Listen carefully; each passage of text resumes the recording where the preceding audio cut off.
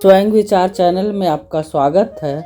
हम आपको साप्ताहिक व्रत के बारे में कुछ बताने जा रहे हैं। साप्ताहिक व्रतों का भी हमारे मनुष्य जीवन में विशेष महत्व होता है। यदि आप साप्ताहिक कोई भी व्रत रहना चाहते हैं तो आप पूरे ही वर्ष व्रत रहते हैं तो साप्ताहिक व्रत रहने से आपका स्वास्थ्य काफ़ी अच्छा हो जाता है, आपके मन को भी शांति मिलती है। सप्ताह में एक दिन नमक का परित्याग करने से आपका हेल्थ काफ़ी अच्छा रहता है। इसमें तिथियां भी मिल जाती हैं। बहुत सी तिथियां विशेष होती हैं, जैसे गणेश चतुर्थी का व्रत हुआ जो प्रति मास पड़ता है।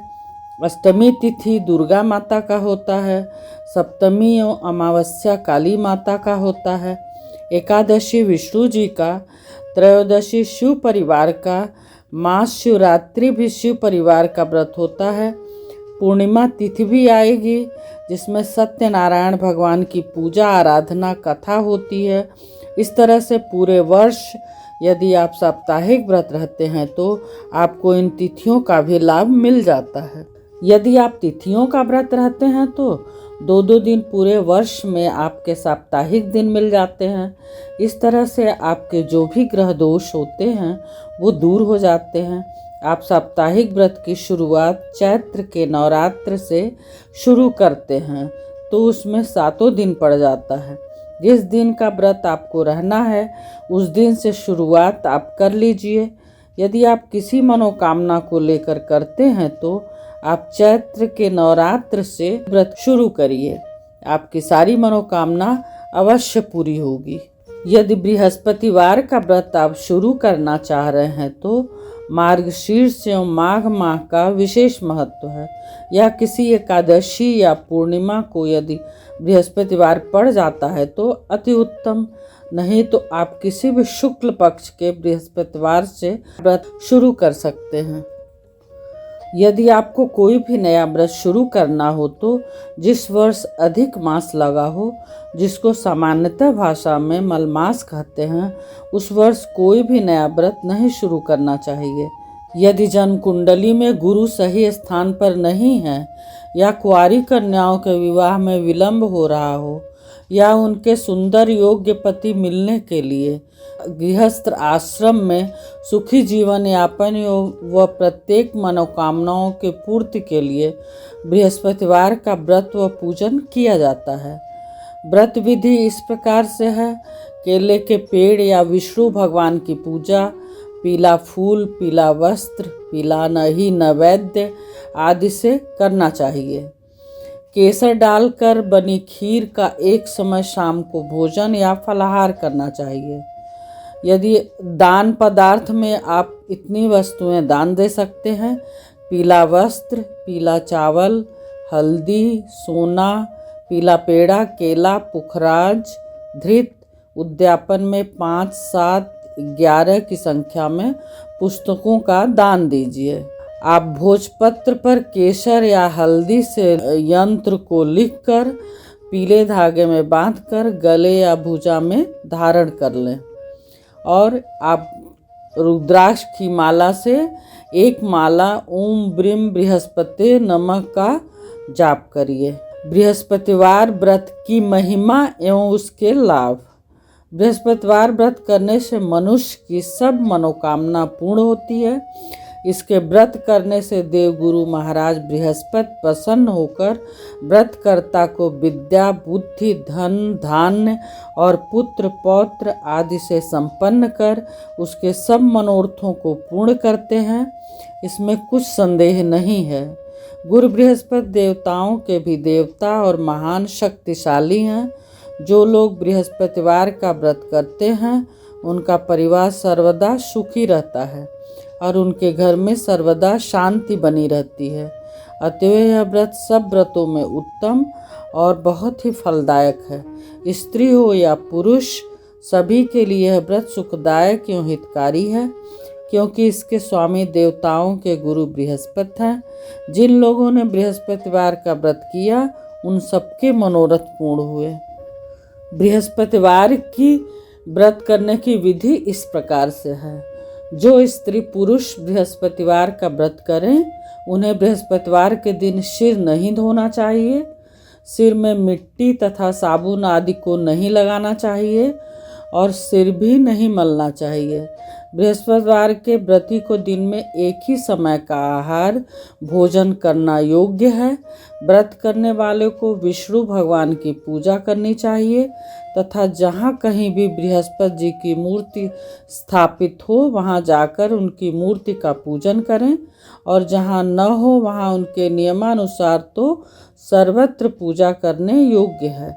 इनके व्रती को भोजन हेतु चने की दाल, चने का हलवा और केला आदि इस प्रकार पीला आहार ग्रहण करना चाहिए। नमक का सर्वथा ही परित्याग करे। वह पीले वस्त्र पहने, पीत पुष्प ग्रहण करे, पीला फल लेवे और इस प्रकार पीला चंदन, पीला वस्त्र और पीले फूल से ही उनकी पूजा करे। मनुष्य पीले वस्त्र में चने की दाल, बतासा और धातुओं में सोना अथवा पीतल लेकर बृहस्पति भगवान को अर्पण कर पूजा करे, पश्चात कथा सुने। यही बृहस्पति भगवान की पूजा की विधि कही गई है। बृहस्पति भगवान की प्रसन्नता के लिए बृहस्पति के दिन व्रत करके श्री विष्णु भगवान की पूजा करें और यदि ऐसा अवसर उपलब्ध न हो तो केले के वृक्ष में जल डालें। बृहस्पति जी की कथा सुनने और पूजन करने में, बृहस्पति जी की मूर्ति में, श्री विष्णु जी की भगवान की मूर्ति में अथवा केले के वृक्ष में पूजा करने में व्रत करने वाले को मन, वचन और कर्म से सर्वथा ही शुद्ध रहना चाहिए और जब तक कथा सुने वहाँ से उठे नहीं और न बोले, अर्थात मौन भाव से सुने। इस प्रकार बृहस्पति जी से उनमें विश्वास और हित कामना की भावना रखें। बृहस्पति देव की प्रसन्नता के लिए व्रती हो अथवा कोई भी दुखी या सुखी मनुष्य पुखराज की अंगूठी धारण कर सकता है। इससे बृहस्पति जी उस पर प्रसन्न होते हैं। बृहस्पति जी के लिए पीला ही नैवेद्य अर्पण करना चाहिए। बृहस्पति व्रत रखकर स्नान आदि से निवृत्त हो इस कथा को सुने, केले की पूजा करे। इस प्रकार बृहस्पति जी को पीला पेड़ा, गुड़, चने की दाल, पीला वस्त्र तथा पीला नैवेद्य अर्पण कर अपनी भलाई के लिए बृहस्पति का दर्शन कर उनसे प्रार्थना करें। लोगों में वही पीला प्रसाद वितरण करें। इसमें श्रद्धा भक्ति सहित जिनकी जितनी शक्ति हो उनके समान ही पूजन करें तो इससे बृहस्पति भगवान प्रसन्न होते हैं और आपकी समस्त मनोकामनाएं पूरी करते हैं। यदि किसी कन्या के विवाह में विलंब हो रहा हो या उसकी शादी तय नहीं हो रही हो, उसमें कठिनाई आ रही हो, तो वो इस कहानी को अवश्य पढ़े। उसे सुंदर पति की प्राप्ति होगी। पूर्व काल में एक बड़ा ही गरीब ब्राह्मण था उसको कोई संतान न थी, कारण कि उसकी स्त्री बड़ी मलिन स्वभाव की थी। प्रातः सोकर उठते ही वह सर्वप्रथम भोजन करती, फिर दूसरा कार्य करती।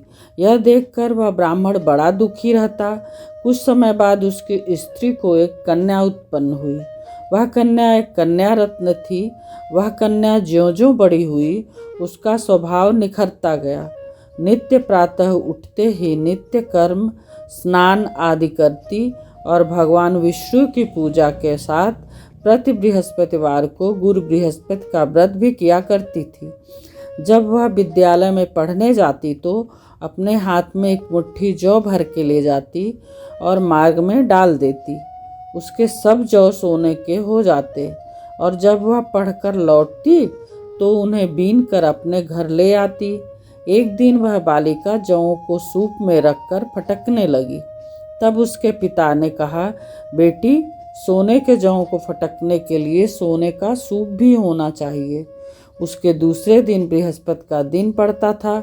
उसने नित्य की भांति गुरु बृहस्पति का व्रत किया और एक मुट्ठी जौ ले जाकर मार्ग में छींट दिया तथा कहा कि हे गुरु, यदि मैं सच्चे मन से आपका व्रत करती हूँ तो उसके प्रताप से आप एक सोने का सूप भी दीजिए।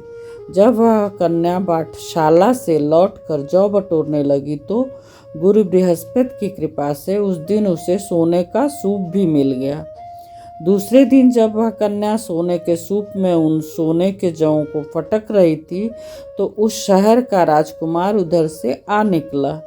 वह उस कन्या को देख और उसके रूप, शील एवं गुणों को देखकर उस पर मोहित हो गया और अपने घर पर आकर बीमारी का बहाना करके लेट गया। जब वह समाचार उसके पिता को मिला तब रानी ने आकर उससे उसकी बीमारी का कारण पूछा तो राजकुमार ने बताया कि मुझे कोई रोग या कष्ट नहीं है, मैं केवल यही चाहता हूँ कि जो राजकन्या सोने के जौं को सोने के सूप में फटक रही थी उससे मेरा विवाह हो जाए। राजा ने राजकुमार को समझा बुझाकर शांत किया और कहा कि मैं पता लगाकर उसी कन्या से तुम्हारा विवाह कर दूंगा। राजकुमार ने कन्या के घर का पता बतलाया। राजा का मंत्री उस ब्राह्मण के पास गया और सब समाचार कहा। ब्राह्मण ने सविधि अपनी कन्या राजकुमार को दे दी। कन्या के जाते ही ब्राह्मण पूर्ववत दरिद्र हो गया। अन्न वस्त्र से दुखी उसका एक एक दिन मुश्किल से व्यतीत होने लगा।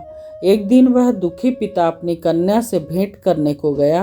कन्या पिता की दीनता देखकर बोली कि पिताजी, आप मेरी माताजी को यहाँ लिवा लाइए, मैं उनको वह युक्ति बतलाऊंगी जिससे आपकी गरीबी सर्वदा के लिए दूर हो जाएगी। ब्राह्मण घर गया और अपनी पत्नी को कन्या के घर लिवाया। कन्या ने अपनी माता को समझाते हुए कहा कि माताजी, आप नित्य प्रातः उठकर नित्य क्रिया से निवृत्त होकर स्नान आदि करके भगवान विष्णु की पूजा किया करें तो आपके घर की सारी दरिद्रता दूर हो जाएगी। परंतु उसने ध्यान नहीं दिया और पहले की भांति उठकर बच्चों का जूठन खा लेती थी। यह सब सुनकर जो पुत्री थी उसको बड़ा दुख हुआ तो उसने जाकर अपनी माँ को काल कोठरी में बंद कर दिया और प्रातः निकालकर स्नान, पूजा पाठ आदि कराया।